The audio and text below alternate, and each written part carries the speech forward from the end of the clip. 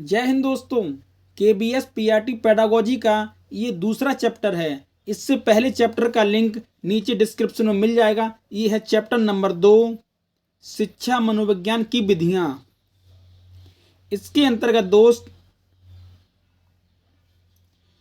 अंतःदर्शनविद, बहिर्दर्शनविद, प्रयोगात्मक विद, जीवन इतिहासविद, नैदानिक विद, प्रश्नावलीविद, साक्षात्कार विद से संबंधित इन विधियों से संबंधित दोस्त विगत वर्षों में पूछे गए वस्तुनिष्ठ प्रश्न जो कि आपकी KBS परीक्षा के लिए बहुत ही महत्वपूर्ण हैं, बहुत ही इंपॉर्टेंट हैं। चलो शुरू करते हैं। पहला प्रश्न है जिसमें आपको सही जवाब बताना है, सही आंसर आपको बताना है। पहला प्रश्न है, निम्नलिखित में से एक अध्ययन यंत्र नहीं है।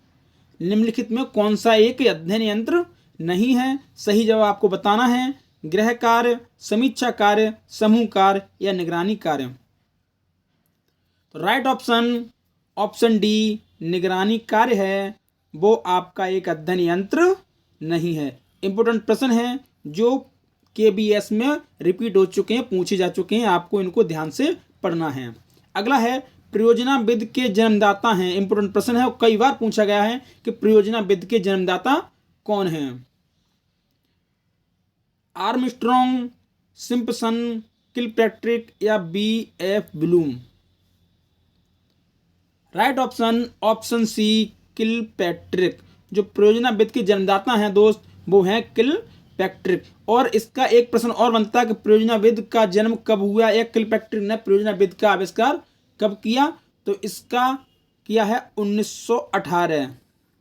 ये भी आपको ध्यान रखना है, 1918 में किलपैट्रिक ने प्रयोजनाविद का निर्माण किया है, जन्मदाता हैं। ठीक है। अगला है समस्या समाधान विद के जन्मदाता कौन है? यह भी इंपॉर्टेंट प्रश्न है, KBS परीक्षा के लिए कई बार पूछा भी गया है कि समस्या समाधान विद के जन्मदाता कौन है? DB John, Karl Marx, William Adam, सुकरात एवं Saint Thomas. Right option A DB John. तो समस्या समाधान विद के जन्मदाता हैं वो हैं DB जॉन। और एक प्रश्न इसमें और बनता है, आपको ध्यान रखना है कि अगर परीक्षा में पूछ लिया जाए कि प्राचीन काल में समस्या समाधान विद का जन्मदाता किसे माना जाता था, तो माना जाता था सुकरात एवं सेंट थॉमस को। ये भी एक बार पूछ लिया गया है कि समस्या समाधान विद के जन्मदाता किसे माना जाता था प्राचीन काल में, तो सुकरात एवं सेंट थॉमस को। अगर आधुनिक है, आधुनिक समस्या समाधान, तो वो हैं DB जॉन। इसको भी आपको ध्यान रखना है, 2 बार प्रश्न पूछा गया घुमा के, तो दोनों आंसर आपको याद रखनी है। अगला है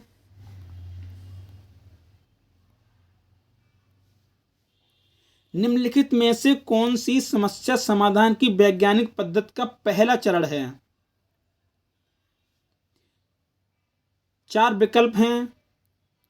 समस्या के प्रति जागरूकता, प्रासंगिक जानकारी को एकत्रित करना, प्रकल्पना का निर्माण करना या प्रकल्पना का परीक्षण करना। राइट ऑप्शन आपको बताना है। तो दोस्त राइट ऑप्शन है ऑप्शन ए, समस्या के प्रति जागरूकता। इसमें दोस्त काफी प्रश्न बनते हैं कि समस्या समाधान की वैज्ञानिक पद्धति के दोस्त कितने चरण हैं? 5 चरण हैं। आपको ध्यान रखना है कि 5 चरण हैं। और पहला चरण है कि समस्या के प्रति जागरूकता, ये पहला चरण है। और दूसरा चरण कौन सा है? दूसरा है समस्या का प्रस्तुतिकरण करना। ठीक है, दूसरा चरण भी आपको ध्यान रखना है, इसमें दिया नहीं है, समस्या का प्रस्तुतिकरण करना। ठीक है। और तीसरा चरण कौन सा है? तीसरा चरण है प्रासंगिक जानकारी को एकत्रित करना, ये है आपका तीसरा चरण। और चौथा चरण है प्रकल्पना का निर्माण करना। और 5वां चरण है प्रकल्पना का परीक्षण करना। तो आपको ध्यान रखना है कि समस्या समाधान की वैज्ञानिक पद्धति के 5 चरण हैं। पहला चरण पूछा है वो है समस्या के प्रति जागरूकता। और दूसरा चरण है समस्या का प्रस्तुतिकरण करना। और तीसरा चरण है प्रासंगिक जानकारी को एकत्र करना। चौथा चरण है प्रकल्पना का निर्माण करना। और 5वां है प्रकल्पना का परीक्षण करना। 4 चरण इसमें दिए हैं, 5वां है समस्या का प्रस्तुतिकरण करना।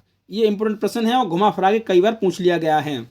अगला है प्रश्न नंबर 5, इनमें से कौन सी विधि शिक्षण की प्रयोगशाला विधि को प्रयोग करने का लाभ है? कौन सी शिक्षण विधि प्रयोगशाला विधि को प्रयोग करने से लाभ होता है? 4 विकल्प हैं।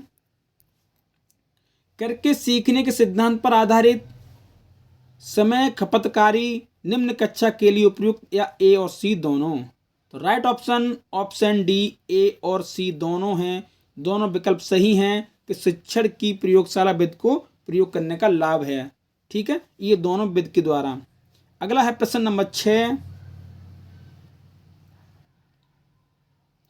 इंपोर्टेंट प्रश्न है, 2014 में पूछा गया है केवीएस पीआरटी में कि स्वतंत्र एवं प्राश्रित चर किस विधि के चर हैं? स्वतंत्र एवं प्राश्रित चर किस विधि के चर हैं?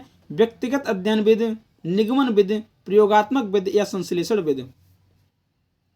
राइट ऑप्शन सी, प्रयोगात्मक विधि। जो स्वतंत्र एवं प्राश्रित चर हैं वो प्रयोगात्मक विधि के चर हैं, ये आपको याद रखना है। अगला है पीआरटी 2013 में पूछा गया प्रश्न है, जीन पियाजे ने बालकों के संज्ञानात्मक स्तर को जानने के लिए किस विधि का प्रयोग किया? बालकों के संज्ञानात्मक स्तर को जानने के लिए किस विधि का प्रयोग किया? उपचारात्मक विधि, जीवन वृत्त विधि, प्रयोगात्मक विधि, या विकासात्मक विधि। राइट ऑप्शन ए, उपचारात्मक विधि। आपको इंपोर्टेंट प्रश्न आपको याद रखना है कि जीन पियाजे हैं, उन्होंने बालकों के संज्ञानात्मक स्तर को जानने के लिए उपचारात्मक विधि का प्रयोग किया था। अगला है प्रश्न नंबर 8, और यह पूछा गया है केबीएस पीआरटी 2012 में कि विकासात्मक विधि का प्रयोग खाली जगह के अध्ययन के लिए किया जाता है। विकासात्मक विधि का प्रयोग किसके अध्ययन के लिए किया जाता है? व्यक्तिगत अध्ययन विधि, निगमन विधि, प्रयोगात्मक विधि, या संश्लेषण विधि। राइट ऑप्शन बी, निगमन विधि। आपको याद रखना है कि जो विकासात्मक विधि का प्रयोग है वो निगमन विधि के अध्ययन के लिए किया जाता है। अगला है 2012 में पूछा है, एक समय में एक का गहन, विस्तृत, सूक्ष्म तथा विश्लेषणात्मक अध्ययन किस विधि द्वारा होता है? बहिर्दर्शन विधि, अंतर्दर्शन विधि, साक्षात्कार विधि, या व्यक्तिगत अध्ययन विधि। राइट ऑप्शन डी, व्यक्तिगत अध्ययन विधि के द्वारा होता है। जो विस्तृत, गहन, सूक्ष्म तथा विश्लेषणात्मक अध्ययन होता है वो होता है व्यक्तिगत अध्ययन विधि के अंतर्गत, आपको याद रखना है। अगला प्रश्न है 2018 में पूछा है पीआरटी 2018 में, संवेगों, मानसिक आघात आदि का अध्ययन किस विधि द्वारा संभव नहीं है? नेगेटिव क्वेश्चन है कि संवेगों, मानसिक आघात आदि का अध्ययन किस विधि के द्वारा संभव नहीं है? साक्षात्कार विधि, व्यक्तिगत विधि, प्रयोगात्मक विधि, या बहिर्दर्शन विधि। राइट ऑप्शन सी, प्रयोगात्मक विधि इसके द्वारा संभव नहीं है। साक्षात्कार विधि से भी है, व्यक्तिगत विधि से भी हो जाएगा, बहिर्दर्शन विधि से हो जाएगा, लेकिन प्रयोगात्मक विधि से नहीं होगा। तो दोस्त, चैप्टर 2 कंप्लीट हुआ।